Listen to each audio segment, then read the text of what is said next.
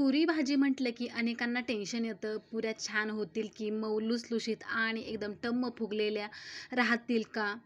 त्याचबरोबर बटाट्याची भाजी त्यासोबत खाल्ली जाते, ती कशी बनवायची किंवा ती पण छान होईल का? हा जर प्रश्न जर तुमच्या मनात येत असेल तर नक्कीच हा व्हिडिओ तुम्ही बघू शकता. खूपच मस्त आणि एकदम मस्त टम्म फुगलेले ह्या मऊ लुसलुशीत तर वरून एकदम क्रिस्पी ह्या पुऱ्या तयार होतात. थंड झाल्यावर देखील अशाच त्या खुसखुशीत राहतात आणि आतमध्ये एकदम मऊ सॉफ्ट असतात. खूप सोपी पद्धत आहे बनवण्याची. नक्की या सोप्या पद्धतीने देखील तुम्हीसुद्धा या पुऱ्या आणि ही भाजी नक्की बनवून बघा. भाजीसुद्धा अप्रतिम आहे. करायला अगदी सोपी आहे.